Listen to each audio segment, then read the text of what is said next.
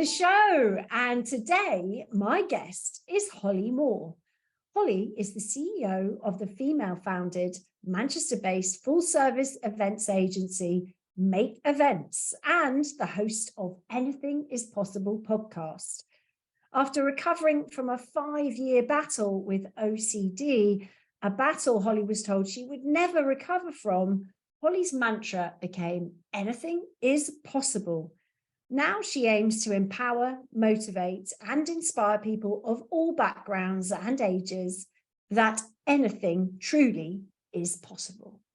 So I am super excited to welcome Holly Moore to the show. Welcome, Holly. Hello, how are you?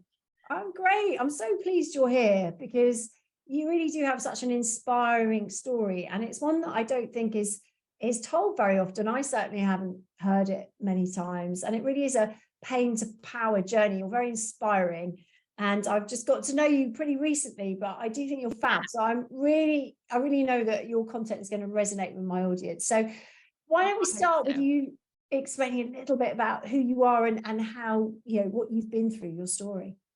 Yeah, so yes, I'm Holly Moore. I live in Cheshire, and on a business perspective, I've had a corporate events agency for 11 years, and recently branching into more of Sara's space around kind of the personal development space as kind of a side side hustle. It's a bit more than that, but as a side project to Make Events, which is my company. But I guess what we're going to talk today is kind of the story of, you know, I know you focus a lot on heartbreak and things like that. There's a lot of heartbreak doesn't just come from relationships, and my business was born out of recovery of OCD, which I know we're going to talk about, but it was my catalyst. Like a divorce, like a breakup can be a catalyst to something, to the new.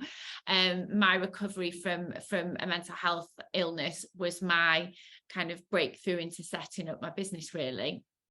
Yeah, and it's such an interesting journey that you've been on. So tell us, I mean, I've heard of OCD, obviously, but can you tell us, I mean, first of all, tell us what that stands for people that don't know. Yeah. And then also, you know, just describe what that is, because I think it can be quite difficult to diagnose yourself, maybe. I don't know. I mean, it's an interesting topic. 100%, and thank you for giving me the platform, because I'm so passionate about sharing what it really is. So yeah, for people that don't know, OCD is obsessive-compulsive disorder, which is very much associated with cleaning, and people think that if you're a clean freak. I was actually getting my nails done on Saturday, and a girl next to me, I nearly shouted at her, said, oh, can you make sure that my nails are like this particular purple because I've got OCD? And I was like, but I don't blame anybody. That is the you know, the general, I guess, population's assumption of what OCD is, that you want things perfect, that you want things clean, you want things in order, which it is, but it's a lot more in depth in that. So let me explain. So basically, with somebody that's got OCD, they will have obsessive thoughts. And those obsessive thoughts will typically take the form around harm to themselves and others, violence, sexual, religion, typically thoughts that are in so far opposition to the person's normal personality that they're absolutely and utterly terrifying.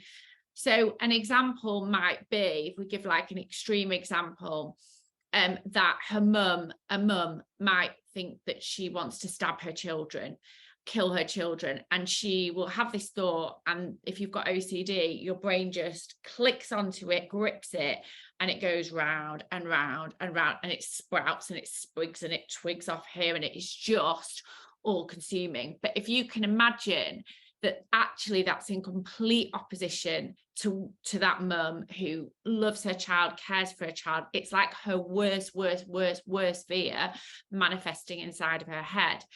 And I mean, that is like one strain. OCD is so weird, and it is so extreme thoughts across so many platforms. You know, it might be somebody that's really religious thinking that they are in love with their priest or something like that. So there's so tiny, there's so many of these thoughts that are so odd and so weird to the person even suffering them, that they don't talk about them because they think that they're evil or weird or odd or whatever. And so what then happens is the person with the OCD will develop behaviors to cancel out the thoughts. So, for example, somebody that's having thoughts about XYZ might think, if I clean my house with Dettol 5 times a day, that means that I won't kill my child, or my mum and dad aren't going to be in a motor car accident today, or my daughter is going to come home from school safely. So imagine the worst thought you could have, and then you convince yourself that by performing these behaviors, this worst thing isn't going to happen. So the person that switches the light 5 times, checks under their bed 20 times, it's like, it's called a compulsion.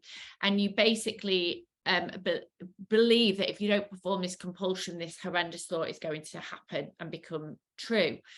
There's also another form of OCD called, casually called pure O, which is actually what I had, where you don't do any of the rituals. So the rituals being the cleaning, the checking, the whatever, the compulsion stay in your head. I don't know which is worse. So for example, with me, and I don't talk about my thoughts because my way of maintaining my wellness is not to go back into them, but I can happily listen to anybody else's story. But mine took the form of remuneration. So what that means is you literally run scenarios, you go back to the past to try and prove or disprove these thoughts. Mine was, I used to write everything down, like confess, this happened then, well, that must mean this.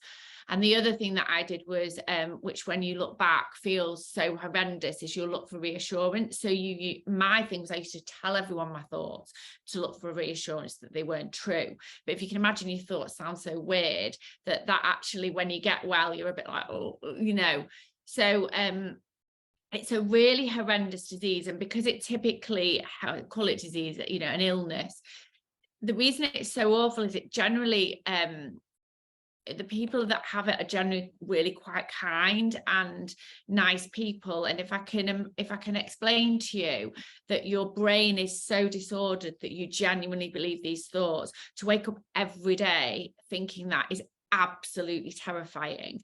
And I'll come on to the treatment in a minute, but the thought of not being able to perform or do the things that you do to cancel out the thoughts, to disprove them, is equally terrifying as well. And it's just a horrible illness. So, gosh, the way you explain it, there's so many different sides to it. I think we've all seen Monica and Friends, and, we think, oh, well, that's what that might be. But this is just so much more than that, and so much deeper, and really traumatizing.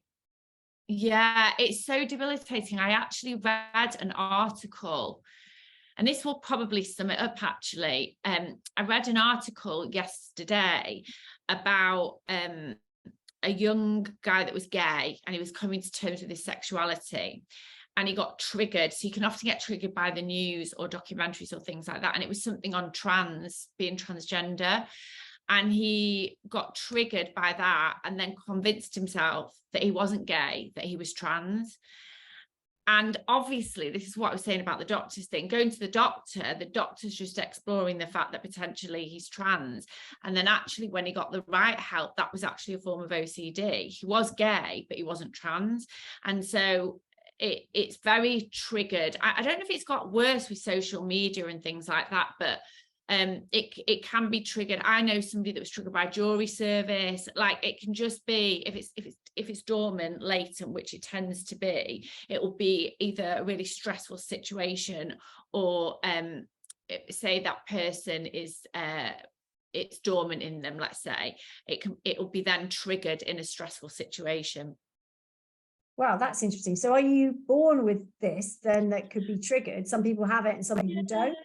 Yeah, I'm not a medical expert, but I think that I've heard, and rightly or wrongly, that you can have a little form of it, and then it can be triggered by a life-changing occurrence. So it can be triggered by like recreational drug use, too much alcohol. So what I would say with me is, I look back on being a child and there's these little memories that will come to me about, that was it, just rearing its head. like silly things at school. I mean, I went to a convent school and I was always confessing stuff. So if I'd done something like I wasn't allowed to have chips at school one day for dinner or whatever, if I did, I'd be like, I'd have to go and confess that I'd done it. And like that, then obviously looking to the future was obviously why my OCD took the form of the confessions, you know, and all of that.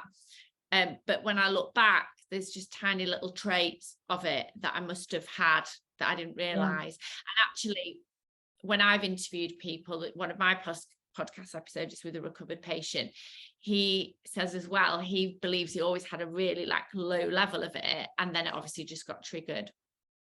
Yeah, wow. So there were some sort of warning signs that maybe someone could have picked up on, but I suppose they're so small, right? You wouldn't really be able to join the dots. Yeah, I think I would be able to maybe spot it in an adolescent or a child, but because I know, I don't think that we could ever say that a parent that's no knowledge of it would be able to spot it, you know. I think it would be hard to, essentially. Yeah. So are there different scales of this? I mean, some of the examples you've given there are quite extreme, which obviously taking over your entire life. So, I mean, different scales, some of them are sort of manageable with work and other scenarios and family and relationships, or how does it work? I think that it is, I guess I can only talk from my experience and the people that I've spoken to, and my journey with it was 5 years, and it would come horrendous, and then I'd have some kind of therapy and manage to keep it at the door. And I mean, keep it at the door. It would never go, you know, and then it would come back. And I would say, I always call it like, you know, like a functioning alcoholic, I'd call it a function OCD, because it never affected work. Because for somebody with OCD, it's, for me anyway, work was like if my head was busy, I could keep it at the door. Right. If, Facebook was just out at the time. Facebook was a mega distraction because I'd just go like on it, just, you know. So yeah, keep it at the door is what I would say. And I think when it's coupled with anxiety as well. So I would explain that when I was okay, as weird how I explain it, but it's almost like, do you remember those screens we used to have in COVID, those like clear screens? It's like that. To the normal person, you're just normal, you're going to work, you're doing your job, but you're behind a screen. And when I started talking about it, which is only about 5 years ago, and I've been recovered 11 years now, or a bit longer. I was in an open plan office at the time, when I worked for AstraZeneca, and those girls never knew. And then when they heard it, they were like, I cannot believe that you were coming into work every day. Like, because I just used to, you know, they wouldn't know that half an hour before I would have literally dragged myself in the shower, got to work, I would come to work, go home, have a glass of wine to try and numb the thoughts again. Yeah. Wow. I mean, so many different ways of coping with it, I guess. Everyone's different. So once you sort of, well, first of all, how did you identify that? Did you get help with that straight away? Were you able to discover what it was? Yeah, it was weird really, because the thoughts just came one day like that, and I was like, this is really weird. And I guess because of my personality, where I'm very honest and confess, I'd literally phoned the GP and I was like, I'm having these thoughts, I don't know what to do, like blah blah blah. And he was like, you're having intrusive thoughts. So I'd never heard of intrusive thoughts before, so this must have been 2006, something like that, I think. So I was just super lucky. This particular male GP, I wish I could remember his surname because I'd love to thank him, but he recognized it straight away. So, but I could have gone to another GP who wouldn't have recognized it. And, you know, how do we expect GPs to understand what's true and what's not, you know, because it's really hard, right? So, I had private healthcare with AstraZeneca, so I was then fast tracked to the Priory, which was the best thing that ever happened. So I had private healthcare. So I think within 3 weeks I was in. So they put me on antidepressants straight away. They don't put you on antidepressants for depression, actually, with OCD. It's to slow your brain down a little bit. So I think it was sertraline or citalopram, one of the two. I was definitely on one of the two at some point, and then had to wait to go into the Priory. But I think one of the big reasons that I'm talking about it and trying to get the message out there is I'm middle class. I went to a decent GP. I got referred. I had private healthcare because of my job. And I worry about the single mum in the flat with 4 kids that doesn't even have time to go and speak to somebody about these thoughts. Yeah. And I honestly, I genuinely believe, and I've got no medical, I've got no written evidence to like prove this, but I genuinely believe that OCD is responsible for some percentage of unexplained suicide, because having been through it and having help all the way through, but still feeling like my life was not worth living, what about the person that doesn't get any help? The thoughts are so confusing that if they aren't explained to you, I can imagine that could lead to that route. Yeah, I mean, it does make a lot of sense. I think it's, especially if you think that you're going a bit crazy then, because you can't make sense of your own thoughts. Yeah. It must be a terrifying place to be if you're getting thoughts that aren't congruent with who you are as a person.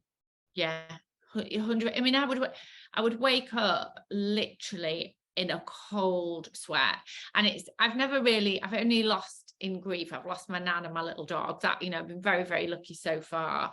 And I can only describe it as, like when somebody has passed that in those early days of grief, you wake up, don't you? And then you remember, like, oh no, yeah. And it's like that, like you wake up and then you go, oh, here we go again, kind of thing. Yeah.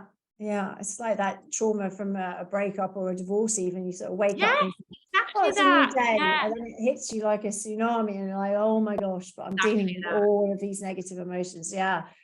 I mean, it's a lot more devastating than I had known. So thank you for shining a light on that. So how did you come to terms with it? Obviously, you had some help there. Obviously, that was a big game changer for you. Was there anything else that you did that other people could maybe do that might help them get some clarity if they're dealing with this right now? Well, to be honest, it was a long journey, because I got fast tracked to the Priory within like the first month or whatever. And the first step was I have to get this right, the psychiatrist. If I might have my words wrong, but basically he's the one, or he was the one that prescribed my medication. So he assessed me, and then it was like, who do I go and see? So this was at the Priory. So then I went to the psychologist. Costas is going to kill me if I haven't said that right. So my psychologist, Costas Papageorgiou. So he's an OCD specialist. So, his treatment, which was 1-to-1, gave me some initial relief, because you begin to understand what's happening to you. So I think that's a big part of it. But then at the time, he was pioneering this treatment that was terrifying to me. So the part of the treatment is called exposure therapy.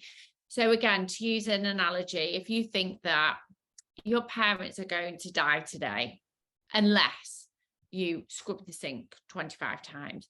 So if you're not allowed to scrub the sink 25 times, that is, if you genuinely believe something's going to happen to your mum and dad, it is terrifying, sickness-inducing, utterly horrendous. But to get over OCD, you have to not do the compulsions, and that's what's called exposure therapy. So you will not clean the sink 25 times and live through the anxiety that will be induced thinking that for that entire day your mum and dad are going to die. So when I got to that point when he wanted me to do this exposure therapy, I was absolutely terrified, and I just couldn't face it. And I basically left the Priory after about a year. And I then went on my own route, which is dangerous. So, occupational therapy at work, a hypnotherapist, a lady who is a counsellor.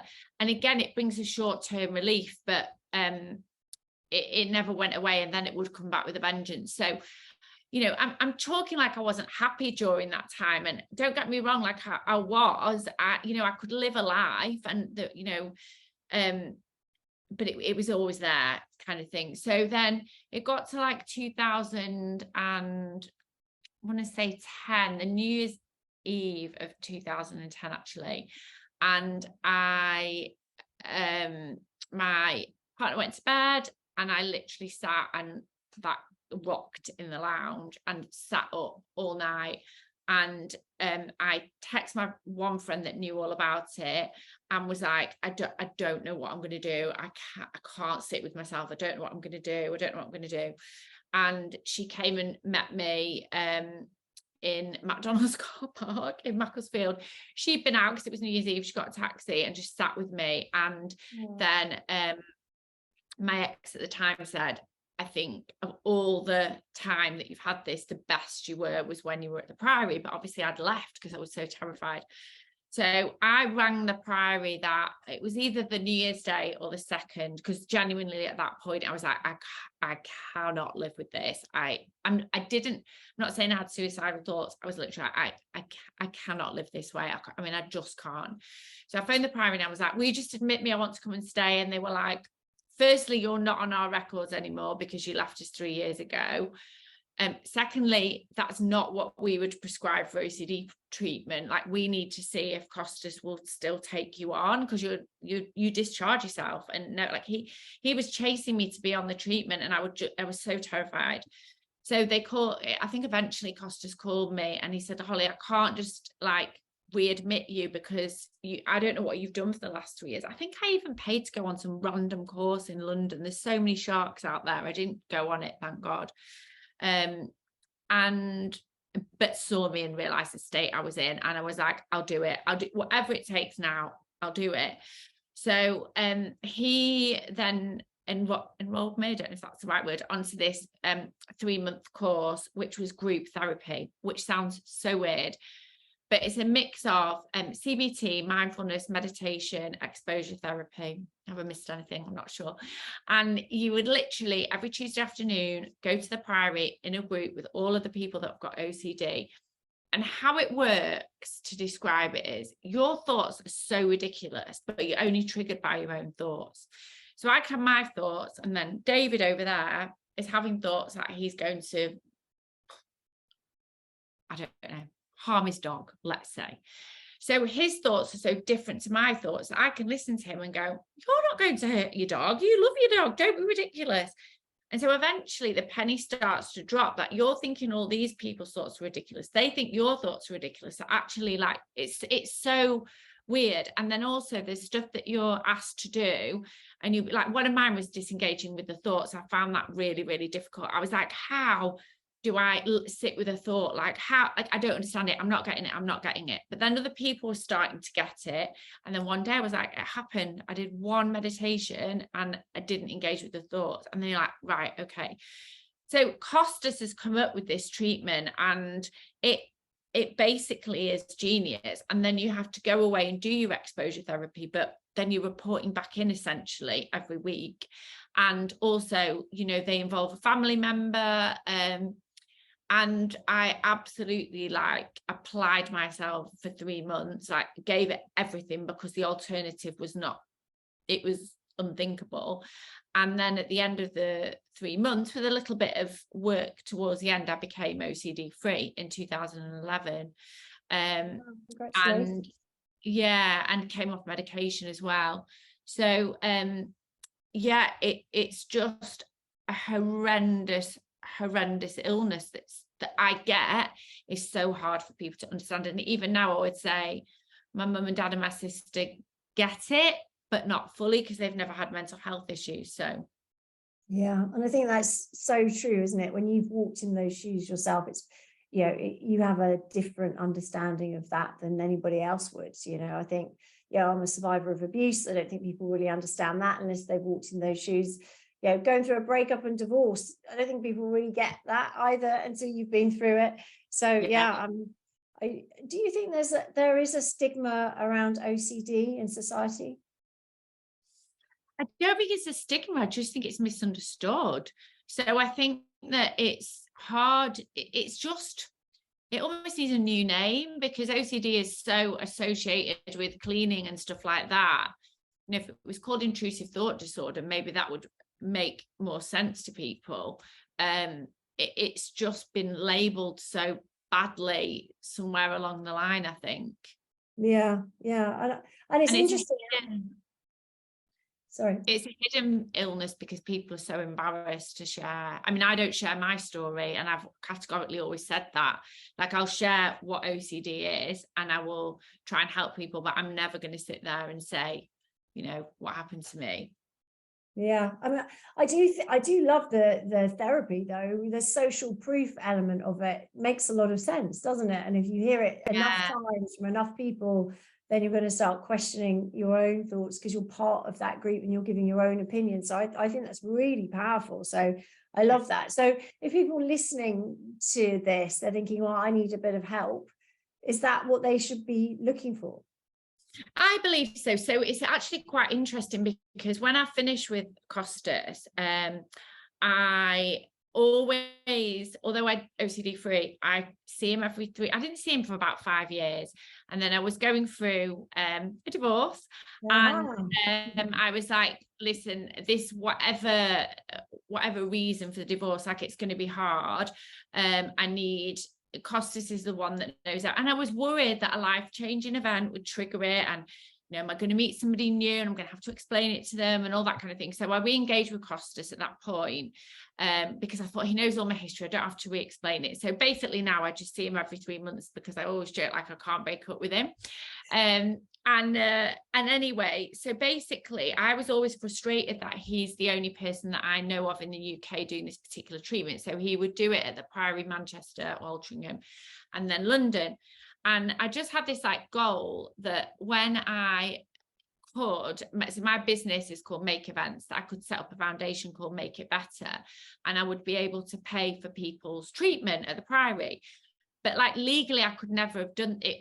That would have never have worked. And I didn't want to, as amazing they are, I didn't want to donate to like OCD Action or Mind, because I wouldn't know where my money was going. My main thing was like, I really want to help individuals that are ready to be helped, because also within the group therapy, you can tell the people that are not quite ready for it, and they're not, you know, I was desperate. So I would do everything to get better. So, yeah, I always had this like pipe dream that I could do something. I didn't know how I was ever going to do it. So then about, I don't know, it's about a year ago, I can't remember, 8 months ago, I had my normal check-in with Costas, and he said, oh, just to let you know, Holly, I'm leaving the Priory. And I was like, what? Because he's been there like 18 years. So what had happened was, he had another patient like me who recovered, that had the same experience as me, as like, why isn't this treatment available? And Steve Turnock is quite, I hope he won't mind me saying, but quite a wealthy man. Like, he sold his business, retired at 46. And so what he did was he approached Costas and said, I want to make this widely available, because unless you've got private healthcare, you don't have access to it. Yeah. So what they've actually done is set up a charity called Asto Clinic. Costas has left the Priory, still does his private work, but I think it's 2.5 days that he did at the Priory, he now does at Asto. And what that actually is, it's a charitable organisation. So they raise money to pay for people's treatment. And so you can go to Asto as a private client, or you can go as a paid client. It's not available through the NHS. I think they do like a means testing. I think that's what they do. But what they've done is, because obviously during lockdown, Costas had to give the treatment via the Priory on Zoom. He realised that it does work virtually, which means he can reach more people. Yeah. And so basically, so if anybody did want to look it up, Asto Clinic is where Costas is treating from, and where, when he was at the Priory, there was a waiting list and you couldn't get in. And also it's very expensive. Rightly so, but this treatment is now much more readily available. So I definitely encourage people to look at that. And if they wanted to look him up, because he is a specialist in the country, it's Dr. Costas Papageorgiou. Wow, brilliant. Well, I'm sure a lot of So but the exciting thing is, so we've donated so I've managed to achieve my dream, which is this year we've donated enough to pay for 5 people's treatment. So that was like a real like pay it forward moment for me as well. So I found a way to do it. Oh, congratulations, Holly. That's lovely. And that comes from your passion and your drive, and actually turning that pain into your power now, and helping other people, as you are doing with this podcast, because I really think it's very insightful, and you're shining a light on something that just is, well, as you said, very misunderstood. And hence I imagine very misdiagnosed as well. So yeah, I think that's really important. Wow. Okay. Well, tell us a little bit about your mantra, anything is possible, because I know from all this and a divorce and coming through that and finding love again, you've come up with a mantra, anything is possible, which I absolutely love, by the way. Tell us a bit more about that and the work you're doing with that. Yeah. So when I recovered in 2011, it opened up, it allowed me to kind of like look back on my life. And as I said to you, I'd kind of noticed, gosh, I'd always had this low level of anxiety that stopped me doing a lot of things. So little things like I never wanted to leave home. So I did leave home, as in I moved out home, but like leave my roots. Like I didn't leave Macclesfield till I was like 32. Anyway, so I kind of thought I've literally rewired my brain, and genuinely through that treatment and with the medication, I could feel my brain slowing down and rewiring. And if you've ever listened to anything Ruby Wax has talked about on mental health, she describes it very, very similar. So when I recovered, I was like, if I can change my brain to what it's been like my whole life, like anything is possible. So I quit my job. I was such I'm definitely not in the great resignation brigade, because I was in my first job 9 years, which again was a symptom of anxiety, and then my next job 4 years. And another thing that I discovered is I'd always stayed in my comfort zone. So and we all know nothing good ever happens in your comfort zone. So I'd stayed in my comfort zone, and I had realized that I'd always gone for jobs that were like under my skill level, so I'd be really good at them, rather than pushing myself and maybe finding it harder. So when I recovered, I was like, I felt like I literally felt like 5 years of my life was like ripped away, and I needed to make up for it. So I quit my job, and I decided that I would freelance. I was in the events industry, and just see what was out there. And I decided that there was a bit of a gap in the market, particularly in the North, for a female events leader that actually worked hard and be nice. And I don't mean that horribly to anybody, but there was just a bit of a feeling within the community that, you have to be a bitch or a ball breaker or whatever to run an events business. And I was like, oh, well, what if I could be a nice person and like run an events business? So that was my first thing into anything is possible. So I set it up from my dining room table, no borrowing, still no borrowing, no investment. And that's been going strong 10 years now. But then in addition to that, I sort of massively, this is how I came across you, because when I was getting divorced, I always looked for like this specialist, and I found you and I've followed you ever since. And I even thought at one point, because I know you train people to become coaches, and I feel like you never go through a divorce without like learning a lot about yourself and that you can help other people with. So I was really interested in the personal development space because I hadn't gone to uni because of my anxiety. I'd always read books. Genuinely to start with, literally over heartbreak. Oh my God, this boyfriend's dumped me. I must read this book to try and heal. I think I've even read a book called, you might know this, it's called A Breakup Because It's Broken. Yeah. Which is so true. So I would read everything, and I was properly into personal development and goal setting, always have been since been a kid. And I would just write all these goals down. And so like one of my goals was to meet Kylie Minogue, because I was obsessed with her when I was little.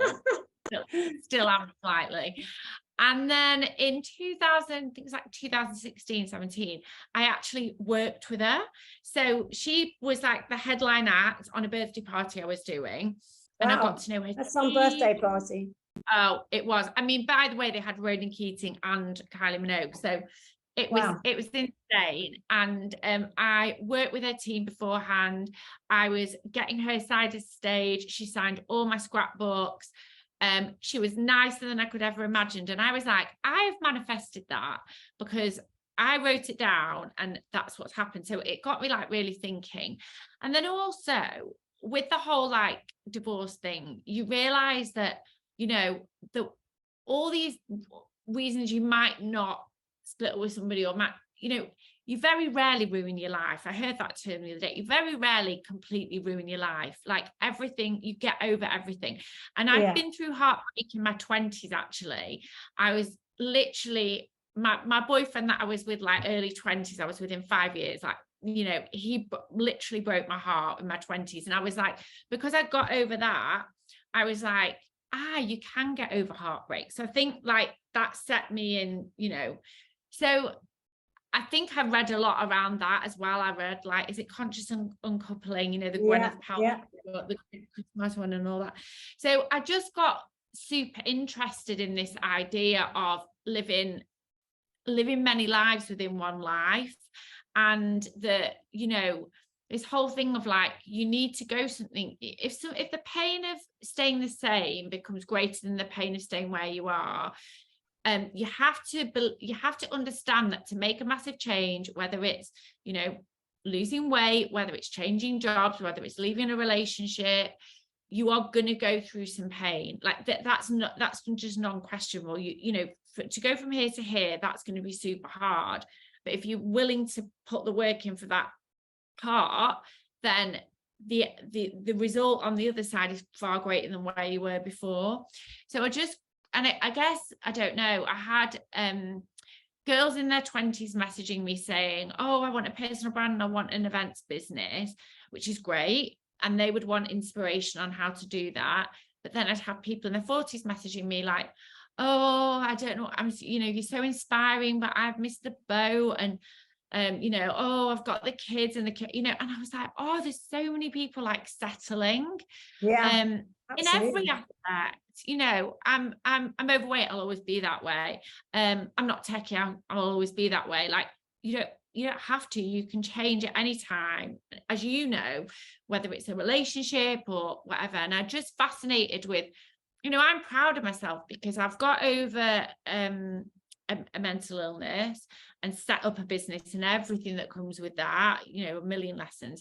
Then I've been through a divorce, and however your divorce happens, even if it's the most amicable and no affairs and everything like that, it's a massive life adjustment. So I'm really proud of myself for all these different things. And I think I'm the sort of person where I want to share that experience if I can see other people struggling with what I've overcome. So then in lockdown, I am wittering on now, but in lockdown, because the business was an events business and it was basically on its arse, I needed more than getting the events company through to inspire me to get through. And I was isolating on my own at the time and everything. So I wrote down, and it's literally on a flip chart there, anything is possible. And it says presenting, own shows, hosting and personal development business, inspirational, motivational. And that was like, if I can get through COVID with no loans and no borrowings, I'm going to set up this personal development brand. And we did. And I thought, I've written it down, I have to do it. And that's what's happened since like September last year. I love that. And I do think there's a lot of power in writing things down, you know, deciding on something and then writing it down. And then, as you said, manifesting it. So what is happening for you now, Holly? And what does the future look like? So we launched Anything is Possible as a podcast in September, which you can find anywhere. And it was basically, there's a lot of events industry podcasts, but I didn't want to do that because I felt like genuinely there's a lot of brilliant people doing that. What new could I bring to the table? So I just wanted to bring to the table brands or people that I believe have that mantra and have inspired me.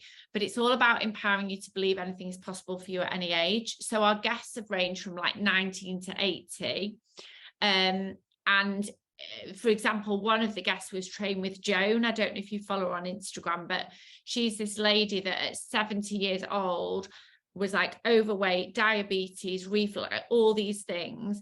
And she started weight training, and she's now a fitness influencer. She's got like 1.5 million viewers. She like, oh, she's amazing. And so, you know, she's transformed her life in her 8th decade. It's like unbelievable. Wow, that's insane. Yeah, and I think, I don't know about you, but I think like personal development feels like it's only really for the 20 to 40-year-olds. And like, so what happens to the 60-year-old that decide, you know, you hear a lot of this, don't you? Once the kids leave home, there's a lot of divorce. I bet you must hear that. Yeah, or absolutely. if a spouse dies. So I want to open up the space to those people that haven't grown up with personal development, but maybe their daughter will get them into it or something like that. And I want it to be so inclusive. So that's the podcast. And then we're doing a live event on the 25th of March, which I think by the time this goes out, we'll have done. So hopefully it was fabulous. But that's like and you're speaking there, which is amazing. I am. I'm very, very excited about that as well. And being a guest in your podcast, I think we've got a date in for that now as well. So yeah, looking forward to it. Well, you should say in a minute what you're speaking about, because you know that I've done that exercise anyway, of like design your ideal partner. Yeah. So at the expo, the conference that you're putting on in a couple of weeks, well, it's about a month now, isn't it? Coming up at the end of March 2023.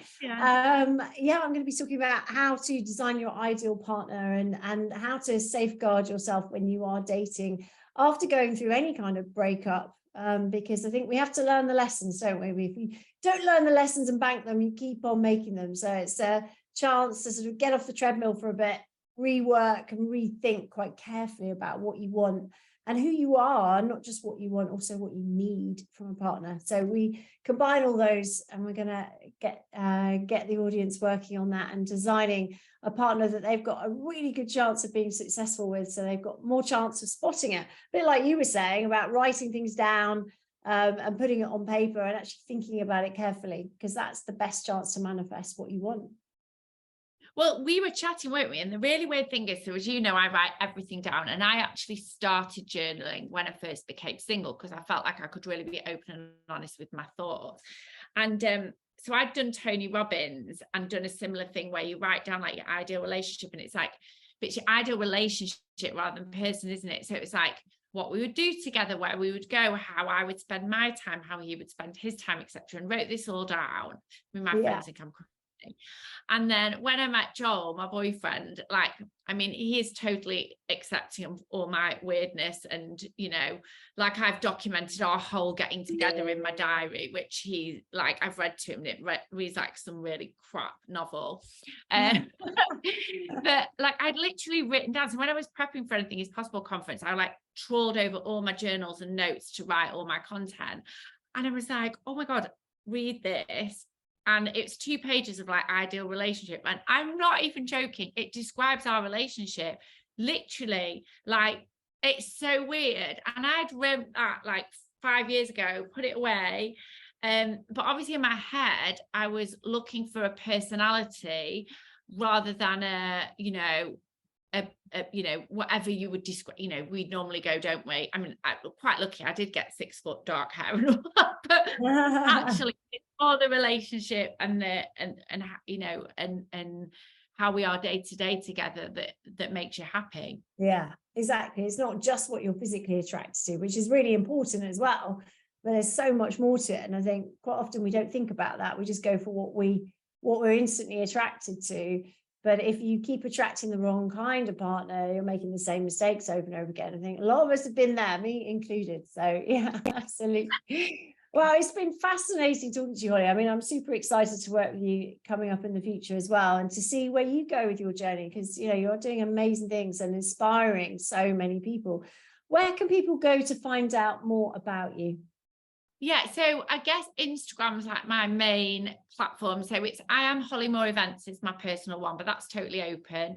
Anything Is Possible brand is like the inspirational content and podcast and event, and then Make Events Limited, if you are interested in events, is my events company. So that's the 3, and probably Instagram's the easiest way to find me. Brilliant. Well, thank you so much for being a guest. I have one final question for you, which is the one I ask all my guests. So my podcast, as you know, is called Heartbreak to Happiness. And I think it's really important to know what happiness is for you. So even when you are having a tough time, you can still experience feeling happy along the way. So what is happiness for you, Holly? Oh, I think I've realized over the years that, and it will sound so cheesy, like it comes from within and it comes through being fulfilled. So I think to bring it back to, you know, what you do in your specialism, I always believed in soulmates. And, you know, you think that when you meet your soulmate, the whole world, everything else is then perfect. So I believe I've met my soulmate, but I have felt unfulfilled recently because different things with work, and I was getting some behaviors I didn't like around alcohol and food and stuff like that, just using them for the wrong reasons. And so I think what it made me realize was, yes, I'm with my soulmate and I literally couldn't be happier, but the work's got to come from within. So I'm at the moment, you know, I am literally a living, breathing version of what I preach, because I'm doing a lot of work around my habits at the moment, and also shifting my career slightly in terms of, I've run this event agency for 10 years, but I'm feeling really pulled towards this space at the same time. And how does that look like for me when I've put my heart and soul into events for the last 10 years?